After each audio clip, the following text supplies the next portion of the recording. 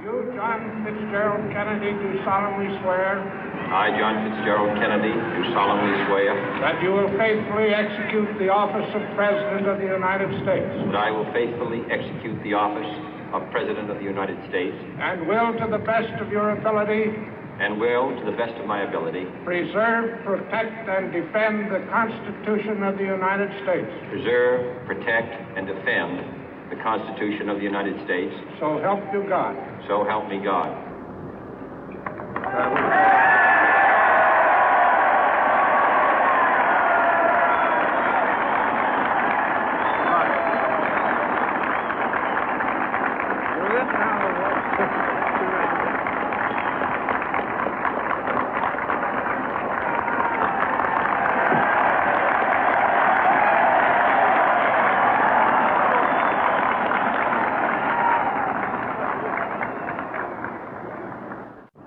Vice President Johnson, Mr. Speaker, Mr. Chief Justice, President Eisenhower, Vice President Nixon, President Truman, Reverend clergy, fellow citizens.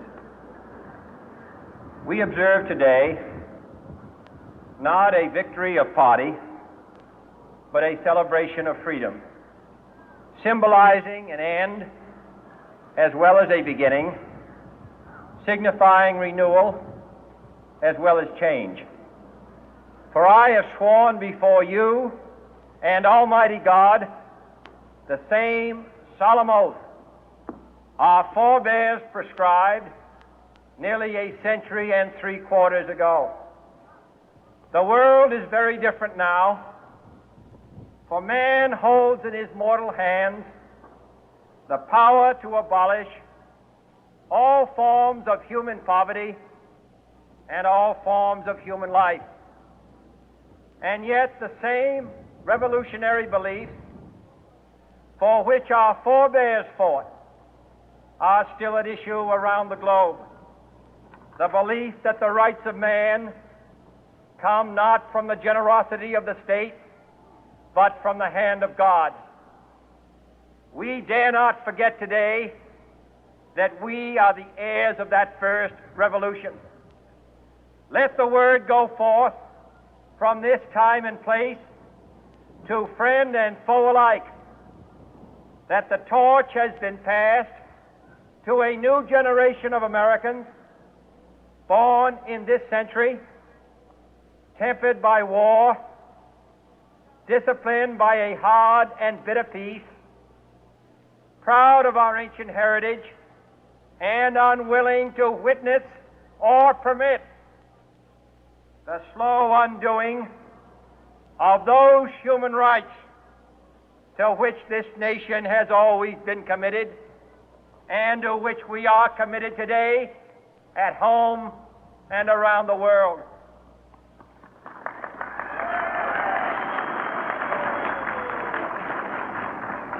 Let every nation know, whether it wishes us well or ill, that we shall pay any price, bear any burden, meet any hardship, support any friend, oppose any foe to assure the survival and the success of liberty.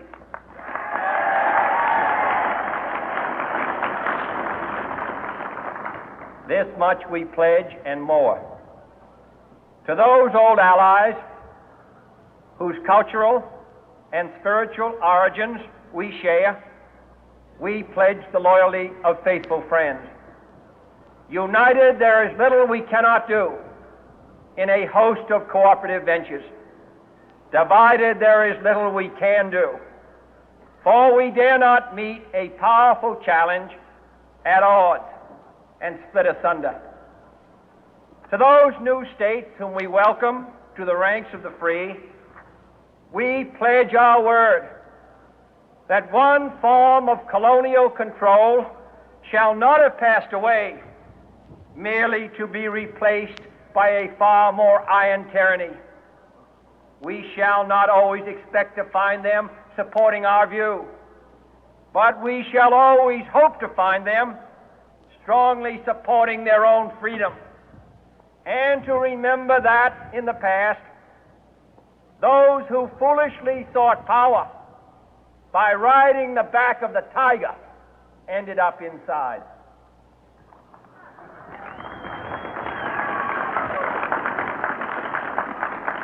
To those people in the huts and villages of half the globe struggling to break the bonds of mass misery, we pledge our best efforts to help them help themselves for whatever period is required, not because the communists may be doing it, not because we seek their votes, but because it is right.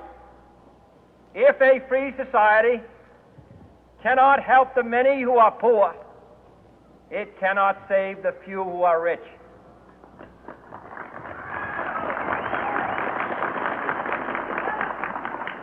To our sister republics south of our border, we offer a special pledge to convert our good words into good deeds, in a new alliance for progress, to assist free men and free governments in casting off the chains of poverty.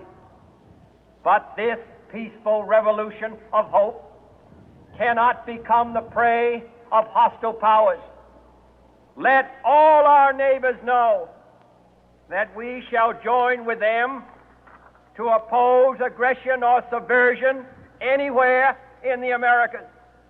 And let every other power know that this hemisphere intends to remain the master of its own house.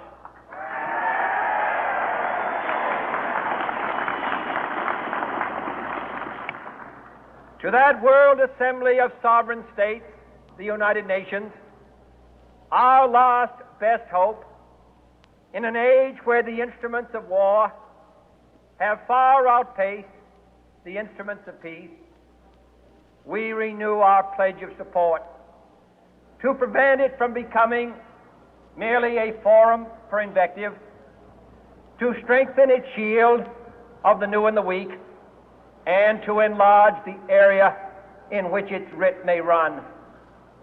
Finally, to those nations who would make themselves our adversary, we offer not a pledge, but a request that both sides begin anew the quest for peace.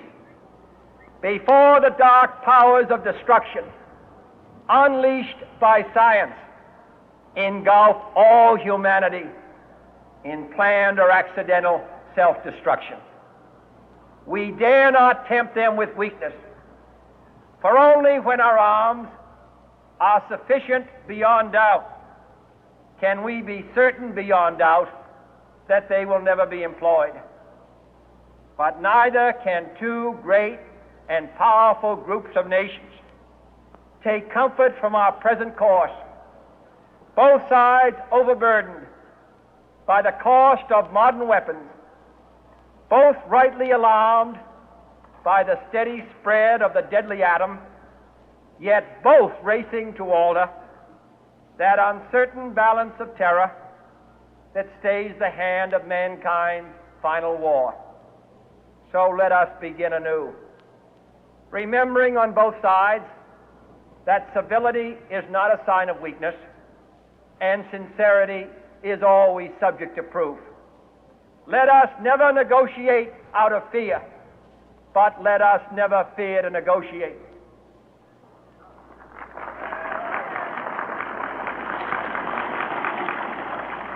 Let both sides explore what problems unite us, instead of belaboring those problems which divide us.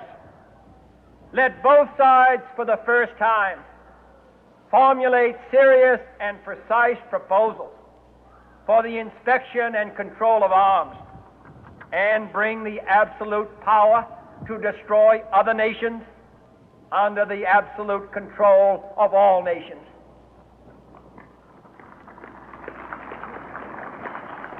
Let both sides seek to invoke the wonders of science instead of its terrors.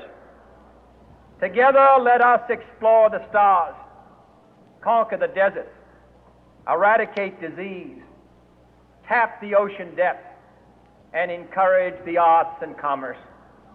Let both sides unite to heed in all corners of the earth the command of Isaiah to undo the heavy burden and let the oppressed go free.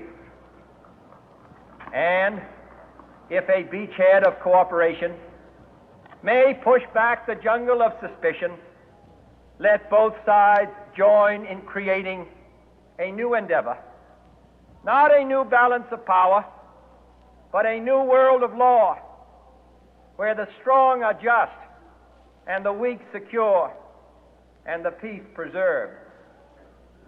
All this will not be finished in the first 100 days, nor will it be finished in the first 1,000 days, nor in the life of this administration, nor even perhaps in our lifetime on this planet. But let us begin.